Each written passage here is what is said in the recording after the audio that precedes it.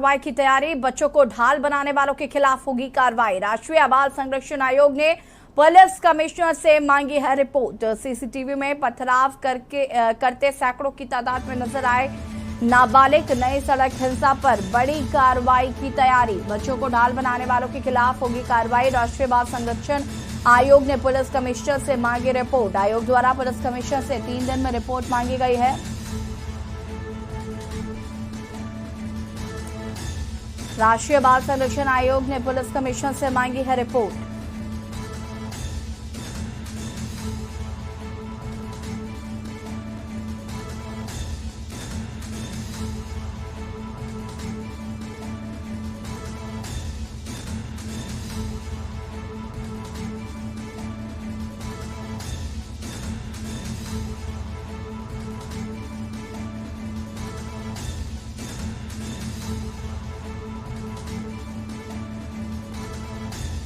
कानपुर में शुक्रवार को हुई हिंसा में नई सड़क हिंसा पर बड़ी कार्रवाई की तैयारी।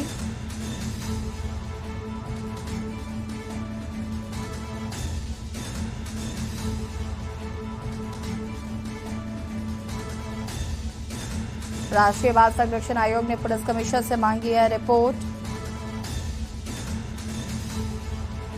सीसीटीवी में पथराव करते सैकड़ों की तादाद में नजर आ रहे नाबालिग। इस पर जांच की जाएगी कि नाबालिग को ढाल बनाकर ही क्यों की गई हिंसा।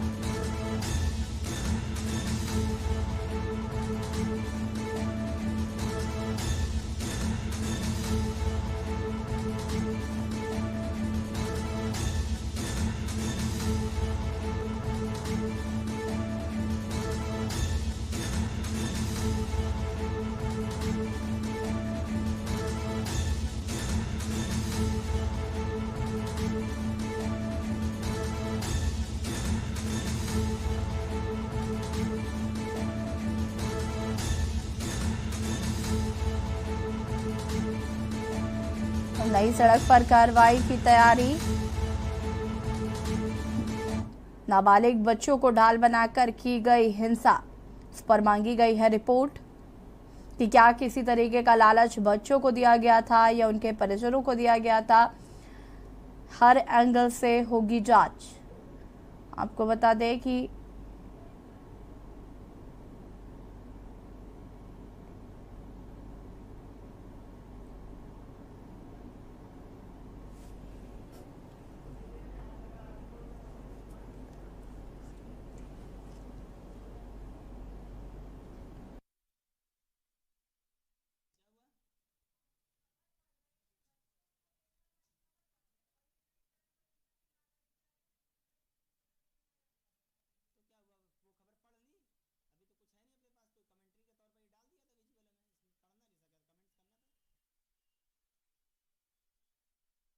कार्रवाई, और आपको साथ ही साथ बता दें कि कुछ ही देर में सुनवाई भी होगी। पुलिस ने कोर्ट से 14 दिन की रिमांड मांगी है हयात और उसके साथ पकड़े गए 4 आरोपियों के लिए, और इस पर कोर्ट आज सुना सकती है फैसला। अब से थोड़ी ही देर में सुनवाई होगी।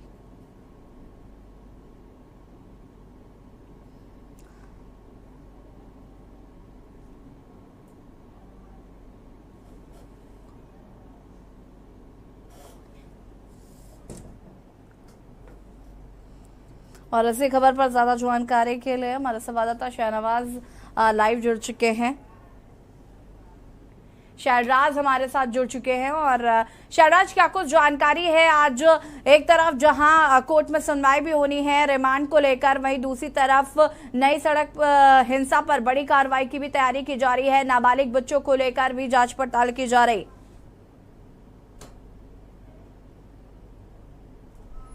गाड़ी खड़ी है और इधर आपको दिखाना चाहूंगा, भारी पुलिस बल तैनात है अभी भी। जैसा कि बताया जा रहा है कि बड़ी हिंसा में बड़ी कार्रवाई की जा सकती है।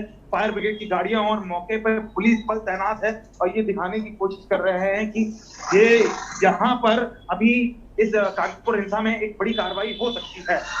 और यहाँ पर मौके में एसटीएफ की टीम भी मौजूद है, मौके पर पुलिस बल भी मौजूद है, फायर ब्रिगेड की गाड़ी भी मौजूद है। तो ऐसा प्रतीत हो रहा है कि कानपुर हिंसा में एक बड़ी कार्रवाई की ओर चल चुका है प्रशासन।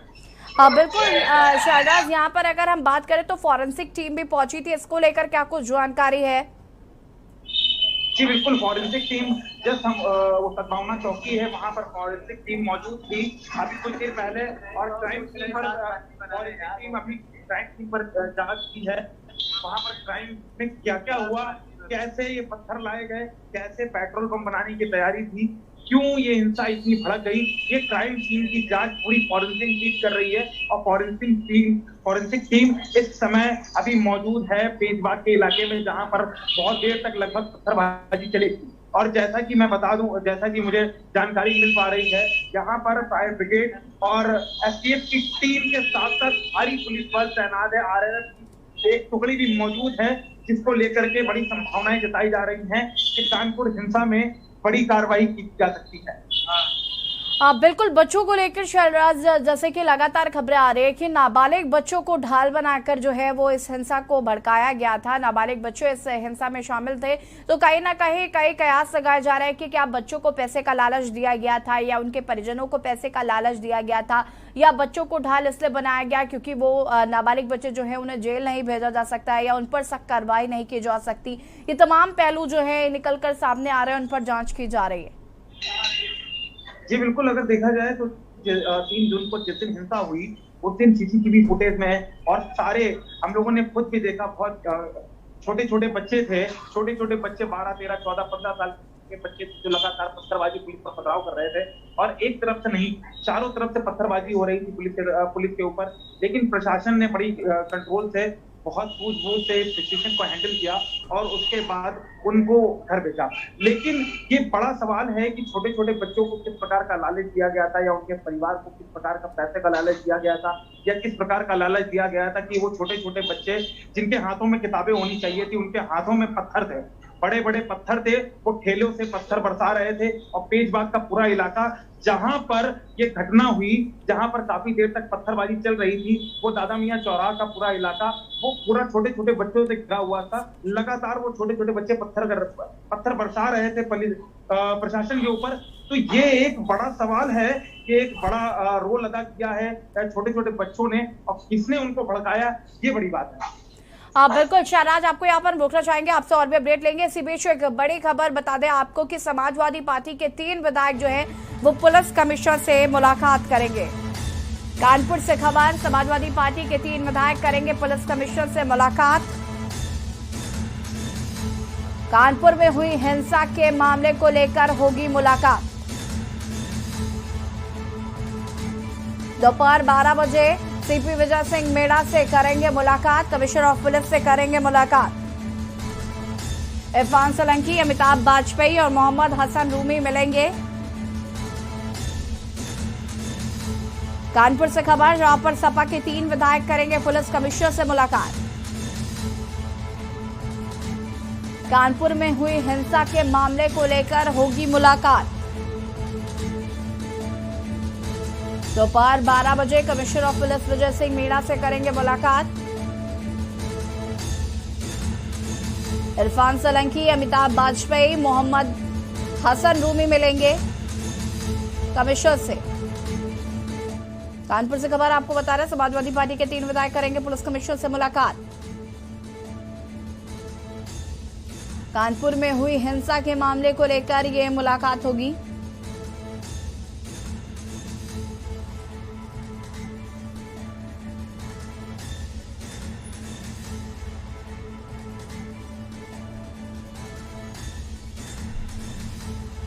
शैलराज लगातार हमारे साथ बने हुए। शैलराज, पोस्टर भी जारी किए गए हैं और पोस्टर जारी होने के बाद कुछ नाबालिग जो है उन्होंने खुद को अपने आप से सरेंडर भी किया है, साथ ही साथ और लोगों की जांच पड़ताल की जा रही है, उसको लेकर क्या कुछ जानकारी मिल पाई है?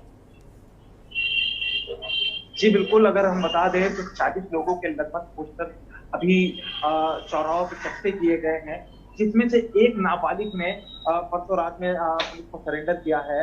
और ये बड़ी बात है कि किस डर से इतना डर है प्रशासन का, जिसके बाद पत्थरबाजी के बाद एक छोटा नाबालिग बच्चा अपने आप को सरेंडर करता है कि वो पत्थरबाजी में शामिल था।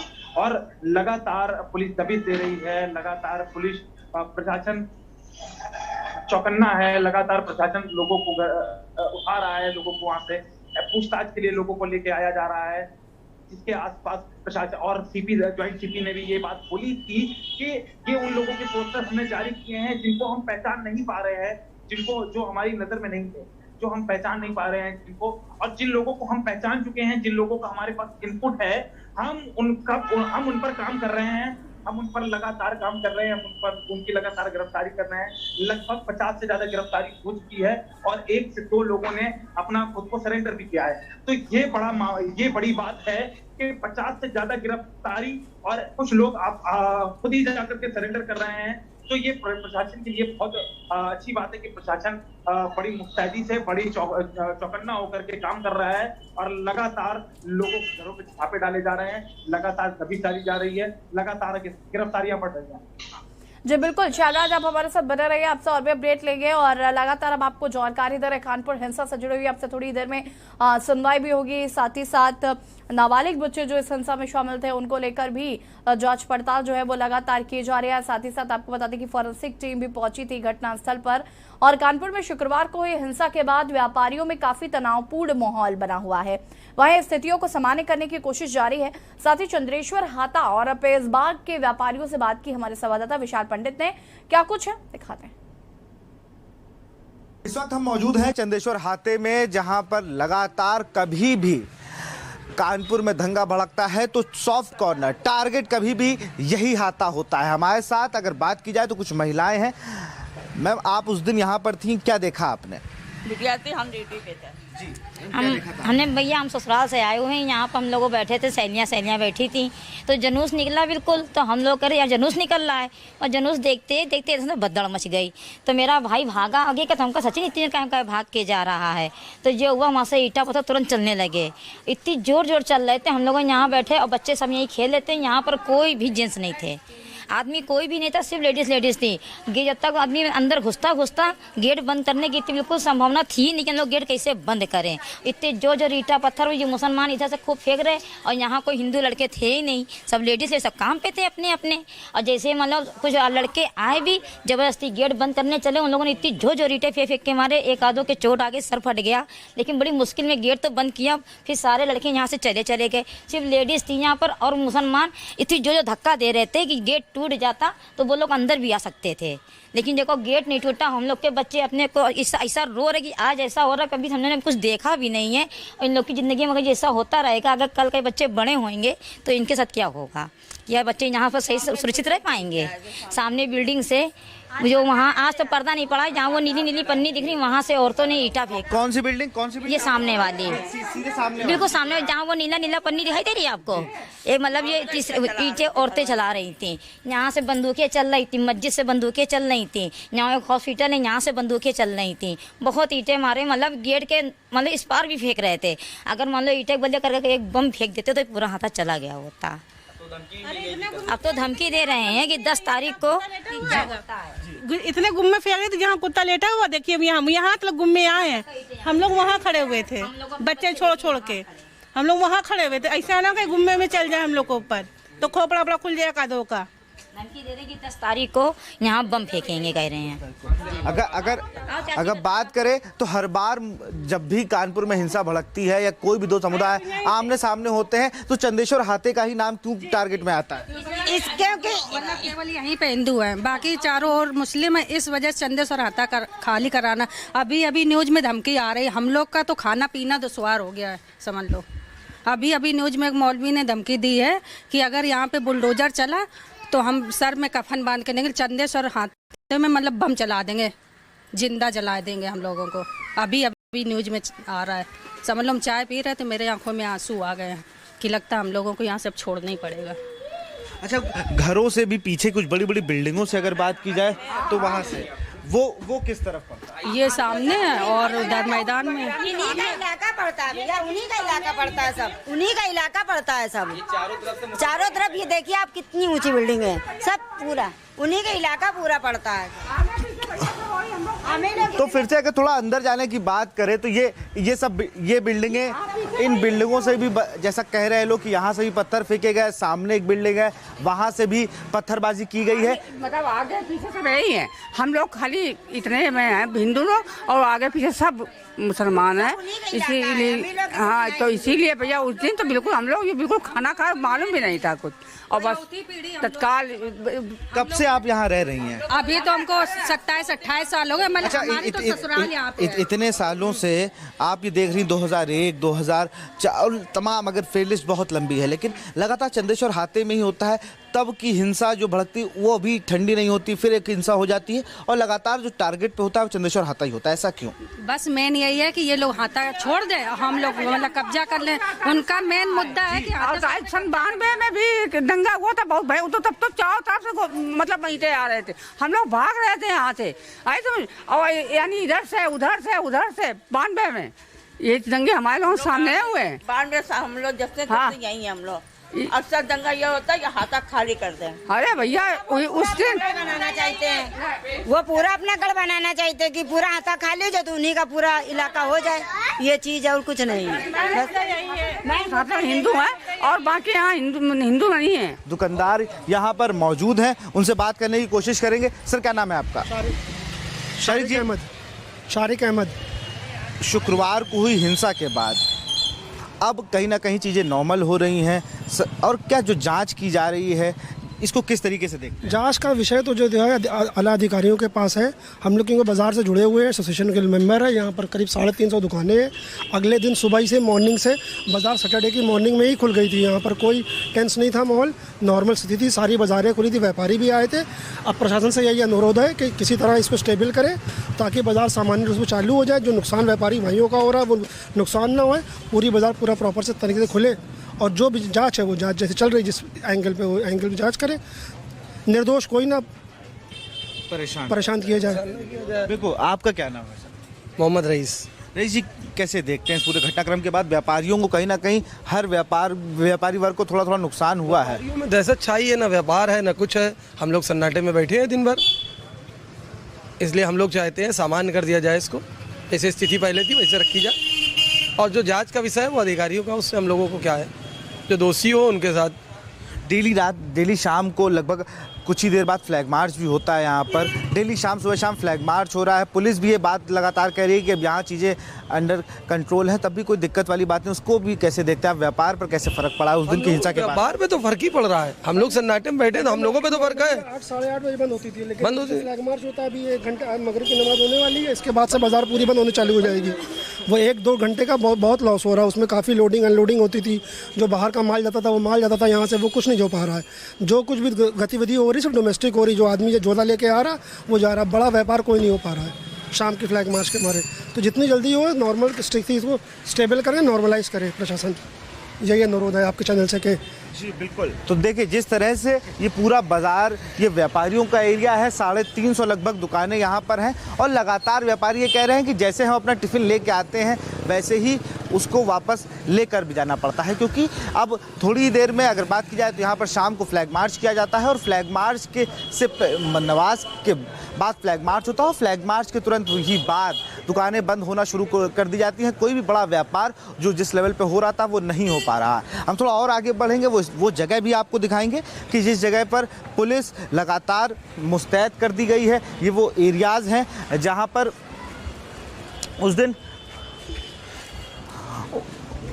दिन यहाँ पर पुलिस यहाँ पर खड़ी थी, मैं स्वयं यहाँ पर मौजूद था। और जैसे अगर देखा जाए तो ये पेजबाग रेडीमेड मर्चेंट एसोसिएशन इस चौराहे के उस तरफ पत्थरबाजी हो रही थी, और यहाँ पर पुलिस लगातार मुस्तैद थी। तो इस पूरे एरिया पर यहाँ पर सुरक्षा के लिहाज से फोर्स तैनात कर दिया गया है। लेकिन जो यहाँ का व्यापारी वर्ग है वो लगातार ये मांग कर रहा है कि अब चीज़ें बिल्कुल कंट्रोल में हैं, तो क्यों ना यहाँ पर जो चीज़ें नॉर्मलाइज तरीके से की जाए, और जो जांच है उसको जांच को अपनी तरीके से किया जाए। लगातार यहाँ पर अगर बात की जाए तो सुरक्षा की दृष्टि से भी यहाँ पर पूरी टीमें तैनात कर दी गई है। ये पूरा रूट है जहाँ पर फ्लैग मार्च होता है, और ये वही एरिया है। मैं फिर से बताना चाहूँगा, ये वो सामने वो गली है जहाँ से उस दिन स्टोन फेंके जा रहे थे, पत्थर फेंके जा रहे थे, ये वही एरिया, मैं स्वयं भी वहाँ पर मौजूद था। क्योंकि जिस तरह से इस पूरे एरिया को अगर बात की जाए तो लगातार पुलिस सुबह शाम गश्त कर रही है और पुलिस का भी यहाँ के लोगों से यही कहना है कि लगातार अब चीज़ें नॉर्मल हो चुकी हैं, आप जैसे सामान्य जीवन जीते हैं वैसे जीजिए, आपको कोई परेशानी हो तो पुलिस को तुरंत इत्तला करें, पुलिस आपके लिए मदद के लिए तत्पर खड़ी हुई है। और लगातार जो फुटेज के आधार पर जो फोटोज निकल के सामने आ रही हैं उन्हें पुलिस सर्कुलेट करने का काम कर रही है। पूरा रोड मैप इस एरिया का सारे एसीपीस को दे दिया गया है और जो 6 टीमें बनाई गई हैं जिसमें से एक टीम जो वीडियो फुटेज से फोटो निकालने का काम कर रही है, कहीं ना कहीं उसको देखते हुए भी कहीं ना कहीं जो ओवरऑल लोग हैं उन्हें भी गिरफ्तार करने का काम कर रही है। अब तक यहाँ पर 50 लोगों की गिरफ्तारी हो चुकी है। कानपुर से कैमरा पर्सन सिद्धार्थ भैया के साथ विशाल पांडे। और ये घटनास्थल की आपको लगातार तस्वीरें दिखा रहे थे जहां पर हमारे संवाददाता विशाल ने वहां पर मौजूद लोगों से बातचीत की। जो चंद्रेश्वर हाता है वहां पर जो लोग रहते हैं उनसे भी बातचीत की। डर का माहौल बेशक है, लगातार पुलिस वहां पर गश्त भी कर रही है। व्यापारियों को काफ़ी नुकसान हो रहा है। व्यापारी चाहते हैं कि जो जांच है वो वैसे ही चलती रहे, लेकिन उनका जो जीवन है उसे अब सामान्य कर दिया जाए, क्योंकि दुकानों का बंद करने का टाइम जो है शायद उसे 1 घंटा पहले कर दिया गया है, जिसकी वजह से उन्हें काफ़ी दिक्कतें होती हैं। और एक तरफ जहां आज सुनवाई होनी है, कोर्ट से पुलिस ने रिमांड मांगी है 14 दिनों की, उसको लेकर आज सुनवाई होगी। अब से थोड़ी देर में सुनवाई होगी। और दूसरी तरफ जो हिंसा में बच्चे शामिल थे उनको लेकर लगातार जांच पड़ताल की जा रही है कि हिंसा में बच्चों को ढाल किसने बनाया, और जिसने भी बनाया उन पर कार्रवाई की जाएगी। और आपको ये भी बता दें कि फॉरेंसिक टीम ने भी घटनास्थल का आज जायजा लिया है।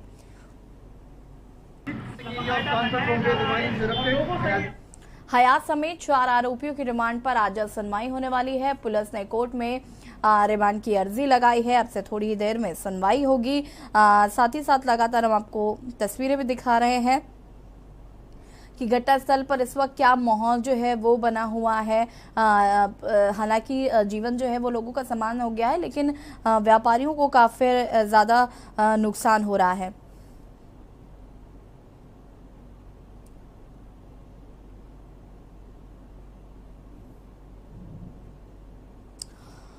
और लगातार हर एक अपडेट के लिए हमारे संवाददाता विशाल कचहरी से जुड़ चुके हैं। साथ ही साथ हमारे संवाददाता शैलराज घटनास्थल पर मौजूद हैं और वहां से हर एक अपडेट हम तक पहुंचा रहे हैं। विशाल, सबसे पहले आपका रुख करेंगे। यहाँ पर अब से थोड़ी ही देर में सुनवाई होने वाली है, क्या कुछ जानकारी है, कितना वक्त और लगेगा अभी?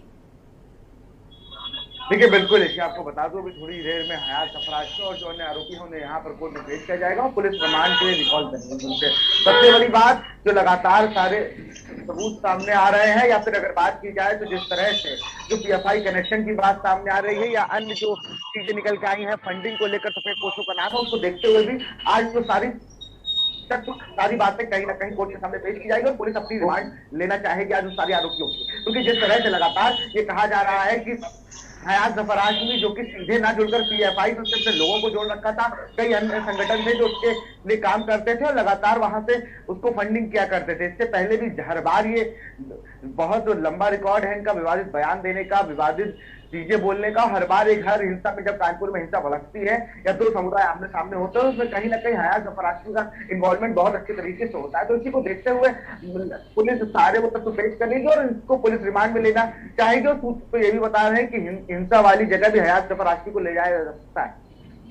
जी बिल्कुल विशाल, अगर ऐसा होता है, अगर हयात जफर को वहां ले जाया जाता है तो सुरक्षा चूंकि लगातार जो है वो बढ़ाई जा रही है, साथ ही साथ सुरक्षा को लेकर भी जैसे कि पहले भी हम सभी जानते हैं कि यहाँ पर भी अगर हयात जफर को जब इससे पहले लाया गया था, कोर्ट पे पेशी हुई थी, तो तमाम सुरक्षा के इंतजाम किए गए थे। ऐसे हयात जफर को घटनास्थल तक ले जाना कितना सही रहेगा? ये सूत्र है, इसको कंफर्म नहीं कर सकते। जेसीपी ने किसी बात को नकारा है। उन्होंने कहा है कि ऐसा कुछ नहीं होने वाला है, जो पुलिस कोर्ट में पेश किया जाएगा। कोर्ट के साथ साथ उन्हें ये भी देखा जाएगा कि किस तरह से जो उनसे ये पूछताछ जरूर की जाएगी कि जो पीएफआई कनेक्शन की लगातार बात सामने आ रही है, 3 पीएफआई के जो लोग हैं सदस्य हैं उन्हें भी गिरफ्तार करने का काम पुलिस ने किया है और 5 लोग अभी भी पीएफआई के बताए जा रहे हैं, जिसमें 3 की गिरफ्तारी हो चुकी है। एक चलने फिरने में असमर्थ है और एक लगभग 2.5 साल पहले कानपुर छोड़ चुका है।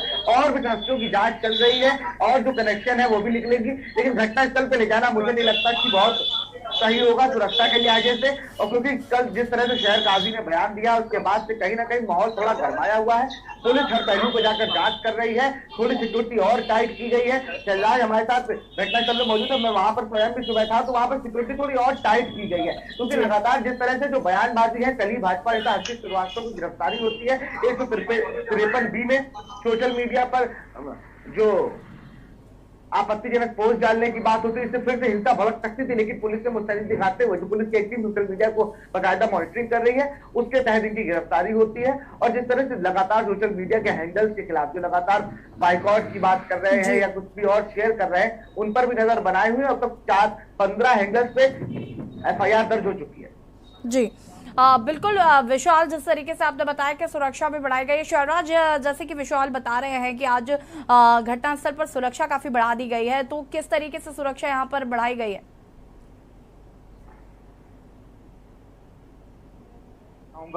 ये जो पुलिस के जवान हैं यहाँ पे मुस्तैदी से खड़े हैं। अब पूरा इलाका पूरे को छावनी बना दिया गया है और यहाँ पे पुलिस प्रशासन के लोग हैं, वहां पर RRF की टीम है, RAF की टीम है, STF है।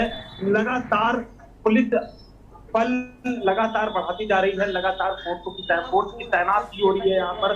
लगातार ये पूरे इलाके को लगातार छावनी में, ऐसा लग रहा है कि पूरे इलाके को छावनी में तब्दील कर दिया गया है। कल जो बयान आया मौलाना साहब का, उसके बाद ये लगातार पुलिस बल लगातार तैनात है यहाँ पर अपनी मुस्तैदी से, और लगातार यहाँ पे पूरा छावनी बना दिया गया है पूरे प्रशासन के द्वारा। और JCP और CP खुद इसकी कमांड कर रहे हैं। अजय पाल शर्मा जी यहाँ पर है, DCP प्रमोद कुमार जहाँ पर है। यहाँ पर ये पूरा इलाका, ये पूरा तेजबाग का इलाका, पूरा यतीम खाना पूरा प्रशासन से घिरा हुआ है। RRF की टीम यहाँ पर लगातार मौजूद है। यहाँ पर हम आपको पीछे ये फायर ब्रिगेड की गाड़ी भी है और लगातार हम आपको दिखाना चाहेंगे ये पुलिस की गाड़ियां हैं और पुलिस प्रशासन पूरा यहाँ पर मुस्तैद है। लगातार यहाँ पे पुलिस की एक टुकड़ी और बढ़ाई जा रही है पुलिस जी बिल्कुल शारदा, जिस तरीके से आज सुरक्षा जो है वो लगातार बढ़ाई जा रही है, वो साफ दिखाई पड़ रहा है कि किस तरीके से यहाँ पर सुरक्षा जो है वो देखने को मिल रही है। विशाल, आपसे जानना चाहेंगे यहाँ पर जैसे कि अभी शैलराज बता रहे थे कि जो सुरक्षा है वो तो की गई, साथ ही साथ आज फॉरेंसिक टीम भी यहाँ पर पहुंची थी, इसको लेकर क्या कुछ जानकारी है?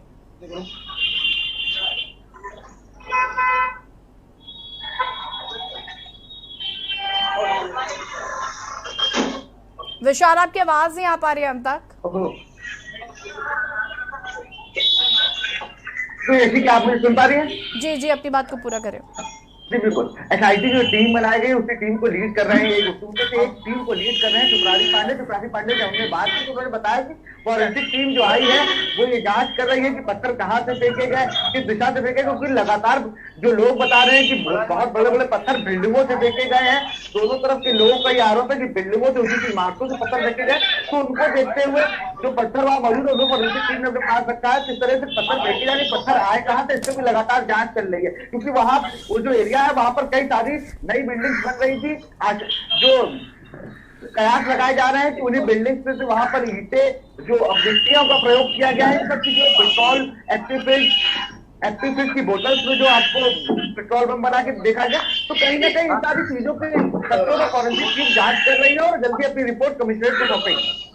जी बिल्कुल विशाल, जिस तरीके से अपने व्यापारियों से भी यहाँ पर बातचीत की थी, व्यापारियों में कहीं ना कहीं वो काफी दुखी भी हैं इस बात को लेकर, क्योंकि उनका जीवन सामान्य नहीं हो पा रहा है। भले ही लगातार पुलिस के द्वारा कहा जा रहा है कि अब सभी का जीवन वहाँ पर सामान्य है, लेकिन व्यापारी जो है वो काफी परेशान है। उनकी जो टाइमिंग्स है शायद उसमें कुछ चेंजेस किए गए हैं, साथ ही साथ उनको भी काफी तकलीफ हो रही है। इसको लेकर क्या कुछ कहना है और इसको लेकर प्रशासनिक अमला क्या कह रहा है? क्योंकि जिस तरीके से गश्त की जाती है, पुलिस वहां पर 24 घंटे मौजूद रहती है, ऐसे में उनके लिए काफी दिक्कतें हो रही हैं। आपका सवाल मैं सुन नहीं पाया, एक बार फिर से अपना सवाल दोहरा। जी विशाल, मैं यहाँ पर व्यापारियों की बात कर रही हूँ। आपने उनसे बातचीत की और उनका कहीं ना कहीं काफी दुख है इस बात को लेकर कि उनका जीवन सामान्य नहीं हो पा रहा है, उनको काफी नुकसान हो रहा है और उनका ये कहना है कि आपकी जो जांच पड़ताल है वो आप करते रहिए, लेकिन हमें हमारा काम करने दीजिए। इस तरीके की बातें उनके द्वारा कही जा रही है, इसकी ओर क्या प्रशासनिक अमला ध्यान दे रहा है? बिल्कुल, व्यापारियों का ये कहना था कि देखिए फ्लैग मार्च होता है, फिर जो लोडिंग अनलोडिंग है वो नहीं हो पा रही है। उसके साथ साथ हमारे साथ जो और लोग हैं, जो व्यापारी आ रहे हैं, बड़ा व्यापारी कोई आ नहीं पा रहा, फुटकर दुकानदारी इतनी हो नहीं रही है, डरे सहमे लोग बाहर नहीं निकल रहे हैं। और दूसरी, पुलिस प्रशासन का बिल्कुल परे कहना है कि हम आपकी सुरक्षा के लिए खड़े हैं, हम आपके साथ खड़े हैं। हाँ, वो इसीलिए फ्लैग मार्च कर रहे हैं कि लोगों को ये लगे कि यहाँ पे अब तक कुछ नॉर्मल हो चुका है, लेकिन एकाध जो चीजें सिक्योरिटी पर्पज से ध्यान में रखते हुए फ्लैग मार्च किया जा रहा है। और फ्लैग मार्च में लगातार जेसीपी, सीपी और जितने एसीपीज, जीसीपीज यहाँ पर रहते हैं, आरएफ की टीम रहती है, वो बस यही सबसे कहती है कि आप सामान्य जीवन जिए, आप जैसे पहले रह रहे थे वैसे ही रहिए। जो फ्राइडे से पहले जैसे दुकान खोलते थे, बंद करते थे, आपने टाइम पे खोलिए, कोई पुलिस से बाउंडेशन नहीं दे रखा है या आप फ्लैग मार्च के तुरंत बाद दुकान बंद कर देंगे। लेकिन उनका ये कहना है कि फ्लैग मार्च होती है, उसके बाद यहाँ लोग नहीं आते हैं, व्यापारी नहीं आते, तो व्यापारी वर्ग का ये डर है कि हिंसा हुई, उसको अपना जांच करिए, जो अपराधी हैं, जो दोषी हैं, उनको आप जेल में भेजने का काम करिए। लेकिन व्यापारियों की सुनने वाला कोई नहीं है। व्यापारी लगातार ये कह रहे हैं कि हमारे लिए भी प्रशासन को कुछ सोचना चाहिए, फ्लैग मार्च करने से हमारे पास कस्टमर्स नहीं आ रहे हैं। जी बिल्कुल विशाल, उनका व्यापारियों को भी काफी समस्याएं यहाँ पर हो रही हैं। शैलराज लगातार हमारे साथ बने हुए हैं। शैलराज, अभी इस वक्त वहाँ पर क्या गतिविधियां जो हैं वो देखने को मिल रही हैं फिलहाल?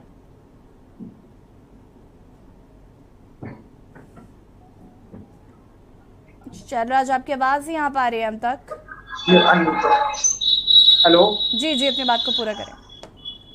जी, मैं ये कहना चाहूंगा कि ये दोनों तरफ जो व्यापारियों की दुकानें हैं, कूलर की दुकानें हैं एक तरफ, तो ये कुछ बंद दुकानें हैं, कुछ खुली दुकानें हैं। व्यापारी भी अपना काम सही से नहीं कर पा रहे हैं, न लोग यहाँ पर ज्यादा निकल पा रहे हैं, लोग घरों में इस समय ज्यादातर कैद हैं।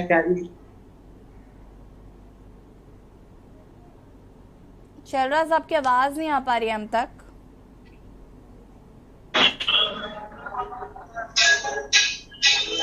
जी जी जी, अपनी बात को पूरा करें। हाँ, जो माहौल जो गरमाया हुआ है उसकी वजह से लोग अपना व्यापार नहीं कर पा रहे हैं, लोग घरों से नहीं निकल रहे हैं, काम पर नहीं जा रहे हैं। ये माहौल कब और ज्यादा गर्मा जाए, जहाँ और बढ़ जाए। सिद्धेश्वर हाथे के लोग हैं, पीछे जो पेश बात के रेडीमेड मार्केट है, वहाँ के लोगों का भी ये मानना है कि आम आदमी पर जो इस दंगे में शामिल नहीं था, जो इस दंगे में, जिससे इस दंगे का कोई लेना देना नहीं है, उनको सबसे ज्यादा तकलीफें हो रही हैं। वो अपना काम नहीं कर पा रहे हैं, उनका जीवन यापन सही से नहीं हो पा रहा है। लगभग जो बाहर के व्यापारी हैं, जो रेडीमेड मार्केट में आते हैं, जो कूलर देने वाले लोग हैं, वो लगातार लोगों में कमी आ रही है। लोगों के जीवन जीविका में काफी भारी नुकसान हो रहा है यहाँ पर लोगों को। और जो रोजमर्रा की चीजें हैं, रोजमर्रा के जो लोग हैं, जो काम करने वाले लोग हैं, उनको भी काफी नुकसान हुआ है। जी बिल्कुल, शैलराज वापस आऊंगी आपके पास में। लगातार विशाल भी बने हुए हैं। विशाल, सुनवाई को लेकर अभी तक क्या कुछ अपडेट मिल पा रहे हैं? कितनी देर में सुनवाई होगी?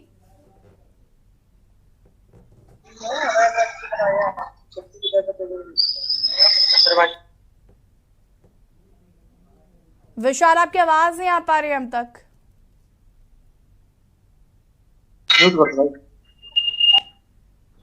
बिल्कुल, आपको बता दूं कुछ ही देर में सुनवाई शुरू होगी। और देखिए, सिक्योरिटी रीजंस के वजह से मुझे लगता है ज्यादा लोगों को पता नहीं चल पाएगा, उसके बाद वो तुरंत उसको वहां पेश किया जाएगा। लेकिन सबसे बड़ी बात, हयात जफर हाशमी के बारे में मैं थोड़ा सा आपको बता दूं। जिस तरह से उनकी पत्नी ने जो कहा, उनकी बहन ने जो कहा, ये दोनों बयान कल के थे।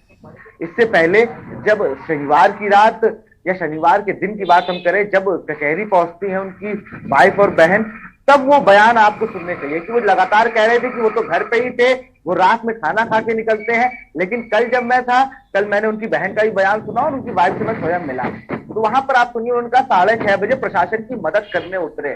तौकीर रजा बरेली के है, मौलाना है, उन्होंने ये बात कही कि मैं समझा रहा था। और उनकी वाइफ का कहना है, हयात की पत्नी का ये कहना है कि उनको कोई समझा नहीं रहा था, वो कोई दंगा नहीं भड़का रहे थे। आप दोनों चीजों को अगर जोड़ेंगे तो कितनी बड़ी मिसअंडरस्टैंडिंग है, किस तरह से ये लोग काम कर रहे हैं। तौकीर रजा कह रहे हैं कि मैं उसे समझा रहा था ये सब मत करो। उनकी वाइफ कह रही है वो घर पे खाना खा के सो रहे थे, 6 बजे निकले हैं। तो इसका मतलब या तो तौकीर रजा का बयान झूठा है या फिर संदेह के घेरे में हयात की पत्नी है, क्योंकि ये दोनों बयान आपस में मेल बिल्कुल नहीं खाते हैं। ये कल आपने भी सवाल किया था, उसके बाद जो सिरे से 3 बार उन्होंने नकारा कि कोई फोन नहीं आया। कोई फोन नहीं आया, किसी ने समझाने की कोशिश की नहीं, क्योंकि वो तो दंगा थोड़ी करने जा रहे थे। कल ये जब सवाल किया गया था तो उसका वजह यही थी क्योंकि कहीं ना कहीं तौकीर रजा खुद को बहुत सीनियर समझते हैं और उसके बाद उन्होंने ये बयान मीडिया के सामने खुद से आके दिया था, उनसे किसी ने जाकर पूछा नहीं था, उन्होंने खुद से ही ये बात कही थी कि हमने हयात जफर हाशमी को समझाने की कोशिश की थी। वहीं दूसरी तरफ अगर हम उनकी पत्नी की बात करें तो उनका ये साफ कहना है कि उनको कोई समझा नहीं सकता था और जिस तरीके से मुझे नहीं लगता कि उनको किसी ने समझाया है या फिर कुछ कहा है, इस तरीके की बातें जो है वो उनके द्वारा लगातार कही जा रही थी और भी बातें वो कह रही थी जो बिल्कुल भी मैच नहीं कर रही थी। जैसे उनका कहना था कि उनका जो रिकॉर्ड है वो काफी साफ सुथरा है विशाल, और जहां तक मुझे याद है कि आपने इस बात की जानकारी दी थी कि उन पर 9 मुकदमे दर्ज है, तो आखिर ये किस तरीके से साफ सुथरा रिकॉर्ड हुआ? जी बिल्कुल, देखिए बहुत पुरानी चीजें हैं, कई शुरुआत से 14 साल की उम्र में अपने पिता के खिलाफ धरने में बैठते हैं, वो बहुत पुरानी बात है, उस पर नहीं जाना चाहूंगा। लेकिन जिस तरह से देखिए कलेक्ट्रेट में जो हिंसा होती है, आगजनी होती है, उसमें इनकी माँ और बहन जलते हैं, बाद में उनकी मृत्यु हो जाती है। आप समझिए, ये मैं बता रहा हूँ 2010-11 की बात है, कलेक्ट्रेट परिसर में हंगामा होता है, कुछ विवाद चल रहा होता है, वहां पर आग लगाने का काम होता है, हयात जफर हाशमी वहां पर मौजूद होते हैं। अब दूसरी तरफ आइए TNRC को लेकर, वहां पर जब हिंसा भड़कती तब भी इनका नाम आता है। उससे पहले अगर बात की जाए तमाम विवादित बयान ये दे चुके होते हैं। MM जौहर साइंस एसोसिएशन के तहत ये लगातार आप लोगों को जोड़ने का काम करते हैं। इसी के साथ साथ 2 संगठन और हैं जिन पर पुलिस उनको अपने रडार पे लिए हुए, क्योंकि लगातार उन संगठन से भी इनका मेलजोल बहुत था। नेताओं की अगर बात की जाए तो लगभग सारी जितने भी मुस्लिम नेता थे, किसी चाहे इमरान प्रताप गढ़ी रहे हो, चाहे कानपुर के कोई विधायक रहे हो या कोई भी रहा, बाकायदा योगी जी की सरकार बनने को उसको बधाई देता था। उसको कोई जानता नहीं था, लेकिन वो स्वयं अपने आप को इनिशिएटिव लेता था कि नहीं मैं बना दूंगा तो शायद मैं बहुत यहाँ पे लोगों को मैं सेकुलर बनने की कोशिश करूंगा। और लगातार उनकी वाइफ भी कह रही थी कि हिंदू एकता मार्च निकालते थे। क्या कभी एक बात बताइए, मैंने इनके जितने मार्च देखे वो यतीम खाने पे आके परेड पे क्यों खत्म होते थे? क्या आप कभी चंदेश्वर हाथे में जाके चाय पी के आए? क्या कभी कुली बाजार गए, चौक गए, कभी वहां जाके उन्होंने ये नहीं किया? इन्होंने हमेशा बड़े चौराहे पर आ जाए, जो कानपुर के मेन स्पॉट है, जहां पर मीडिया को बुलाया, 20 लोग बैठे और फोटो खिंचवाई। MS जौहर एसोसिएशन का हिंदू जोड़ो आंदोलन, भारत जोड़ो आंदोलन या भाईचारा आंदोलन ये किया जाता था, लेकिन उसमें जानने वाली बात ये होती थी कि क्या उसमें सच में ऐसा काम ये कर रहे हैं। लगातार खुफिया विभाग ये कहता आ रहा था कि आपके पास ये 3 तारीख को ये बवाल होने वाला है, ये होने वाला है। उसके बाद बयान जारी करके ये कह देना कि नहीं मैं अपना आंदोलन सब वापस ले रहा हूँ, सारे ACPs को मैसेज कर देना। उसके बाद इतनी भीड़ आई कहां से? जब आपने फेसबुक पे डाल दिया तो इतनी भीड़ को लाने वाला कौन था? आप उनके नाम बता दीजिए, नाम भी नहीं बता रहे थे। जब मैंने उनकी वाइफ से पूछा कि आपको किस पे शक है, तब भी वो कुछ नहीं बोलने को तैयार थी। तो आप समझिए, अगर दोषी नहीं हो तो डर किस बात का है? तुम क्यों लखनऊ क्या करने गए थे, इसका भी जवाब नहीं था। लखनऊ क्या करने गए, उनको का मेरे पास कोई अपडेट नहीं था। क्या करने गए, फोन बंद हो गया था उनका। फोन बंद करने की नौबत क्यों आ गई? 6 फोन रखे थे, 6 फोन में ऐसा क्या था जो एक फोन में नहीं आ पाता था? मान लीजिए 3 लोग और गिरफ्तार हैं, 1-1 फोन उनके होंगे, लगभग 3 फोन रखने का क्या औचित्य था? चलिए फोन कितने भी आप रख सकते हो, लेकिन ये 6 फोन की थ्योरी नहीं समझ में आती है। जो 16,000 मैसेज 140 ग्रुपों में किए जाते हैं, जहां पर फोटोज आती हैं, जहां पर बाजार बंद के बारे में कहा जाता है, तब ये लोग कहां थे? तो इस तरीके से तमाम बातें हैं जो अभी भी हयात जफर हाशमी को पूछताछ में झेलनी पड़ेंगी। उनको बताना पड़ेगा कि अगर आप दोषी नहीं है तो कौन दोषी है। वो लगातार उनकी बात ये कह रही थी तमाम मीडिया चैनल से कि ये वो लोग ही नहीं थे जो उनके NGO के थे। मैं मान रहा हूं ये बच्चे NGO में शामिल ही नहीं हो सकते। कोई 14 साल का लड़का NGO में कैसे शामिल हो सकता है? बहुत पढ़ाई लिखाई कर रहे होंगे बच्चे जिस तरह से, लेकिन जो बच्चे पत्थर चला रहे थे, जो बच्चे पेट्रोल बम चला रहे थे, या जो बच्चे CCTV तोड़ रहे थे, उनके लिए क्या सारी चीजें जफर हयात हाशमी बता रहे हैं। लेकिन जो लोग 50 लोगों की गिरफ्तारी हो चुकी है अब तक, उनके लिए क्या किया हयात जफर हाशमी ने? क्या ये लोगों को इनको जब भीड़ हो रही थी हिंसा, इनको पता, ऐसा तो नहीं है किसी को नहीं पता चला होगा, जैसे आपको भी स्टूडियो में पता ही चल गया वो हिंसा हो रही है, यहाँ पर पत्थर चल रहे हैं, यहाँ बम मारे जा रहे हैं। उसके बाद क्या हयात जफर हाशमी जिम्मेदार नागरिक थे? जब इतने ही दूध के धुले थे तो उनको आना चाहिए उस सद्भावना चौकी पर, वहीं खड़ो के कहना चाहिए कि मेरा इस हिंसा से कोई मतलब नहीं है। क्या ये नहीं कर सकते? विशाल, कल उनकी जो पत्नी है वो बार बार ये बात भी कह रही थी कि वो उन्होंने समझाने की कोशिश की, लेकिन एक तरफ वो ये भी कह रही थी कि वो 6 बजे के बाद घर से निकले हैं, तो हिंसा मुझे लगता है कि विशाल 3 बजे के आसपास हुई है। 6 बजे के बाद वो घर से निकले हैं, उन्होंने समझाने की कोशिश कब की? उनके जो बयान है वो कहीं भी उनकी ही बातों से मैच करते हुए नजर नहीं आ रहे हैं। और कहीं ना कहीं मुझे ऐसा लगता है, या फिर जिस तरीके से लगातार ये भी कहा जा रहा था कि उनकी पत्नी से भी सवाल जवाब किए जा सकते हैं, तो जांच की आंच उन तक ना पहुंचे इसलिए वो ऐसी बातें कर रही हैं। बिल्कुल हो सकता है, क्योंकि जब इंटरव्यू स्टार्ट होने से पहले मैं उनके साथ था तो उन्होंने ये बात कही कि क्या मेरे पास भी पुलिस आएगी। तो मैंने कहा देखिए ऑफिशियली ऐसा कोई स्टेटमेंट तो नहीं है, लेकिन पुलिस बेशक अगर जांच की जाएगी तो आपके पास जरूर आनी चाहिए, क्योंकि लगातार उनके करीबियों पे जांच की जा रही थी। अब सबसे बड़ी बात, उन्होंने कहा कि हिंसा जो है वो 2:10 पे हुई। मैं वहां पर 2:20 पर मैं वहां पहुंचता हूं। लगातार अब 2:20 के शहर काजी आ जाते हैं और लोग आ जाते हैं, हिंदू संगठन के लोग आ जाते हैं, बजरंग दल के लोग आ जाते हैं, वो आकर वहां बैठ जाते हैं। उसके बाद आप समझिए कि किस तरह 6 बजे हिंसा खत्म होने के वक्त वो निकलते हैं, कहते हैं अधिकारियों के साथ मैं समझाने गया था उन लोगों को। 6 बजे आप भाई साहब किसको निकले थे समझाने के लिए? 6 बजे क्या हो रहा था वहां पर? क्या आपको पूरी स्थिति का पूरा आपने ब्यौरा लिया जब आपने लगा कि मामला खत्म हो गया, अब मैं निकलूंगा, अब मैं सबसे मुलाकात करूंगा, अब मैं प्रशासन को जाके बताऊंगा? नहीं, ऐसा नहीं होना चाहिए था। यदि आपका इस हिंसा में 1% भी इन्वॉल्वमेंट नहीं था तो आपको वहां पर आना चाहिए तथागत चौकी पे, और वहां पर आके कहना चाहिए कि मैं चौकी में बैठा हूं और मैं ये कह रहा हूं कि मेरा इस हिंसा से कोई मतलब नहीं है। जो दोषी हो उनको पकड़वाने में मैं मदद करूंगा, लोगों को चिन्हित कराने में मैं मदद करूंगा, लेकिन आपने ऐसा बिल्कुल नहीं किया। आपने अपना इरादा देखा और आप सीधे यहां से जाते हैं लखनऊ में पांडे अपार्टमेंट में अपने ऑफिस में बैठते हैं, और वहां पर जब क्राइम ब्रांच ड्यूटी आपको आती है तो बिल्कुल विशाल, यहाँ पर उनकी वाइफ जो है उनकी भी जो भूमिका है वो काफी संदिग्ध है, और देखना होगा ये किस तरीके से आगे जांच बढ़ती है। फिलहाल पुलिस रिमांड में लेने के लिए आज सुनवाई भी होनी है और देखना है कि कोर्ट उनको रिमांड दे देंगे। फिलहाल आप दोनों का बहुत बहुत शुक्रिया तमाम जानकारी देने के लिए, और बता दें आपको कि कोर्ट से पुलिस ने मांगी 14 दिन की रिमांड, और इस पर अब से थोड़ी देर में सुनवाई होगी। कानपुर हिंसा को लेकर थोड़ी देर में सुनवाई होगी।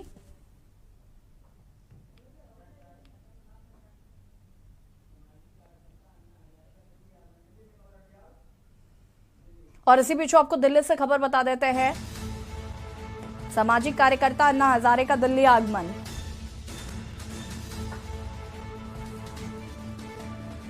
उन्नीस जून को अन्ना हजारे आएंगे दिल्ली।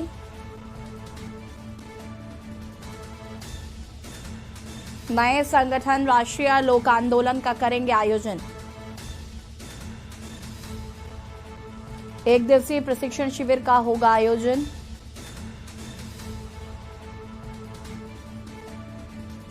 सामाजिक कार्यकर्ता अन्ना हजारे का दिल्ली आगमन आज 19 जून को अन्ना हजारे आएंगे दिल्ली। नए संगठन राष्ट्रीय लोक आंदोलन का करेंगे आयोजन। 1 दिवसीय प्रशिक्षण शिविर का होगा आयोजन।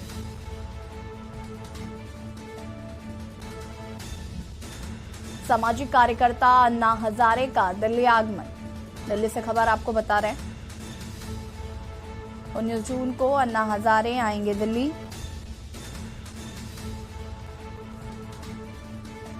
नए संगठन राष्ट्रीय लोक आंदोलन का करेंगे आयोजन।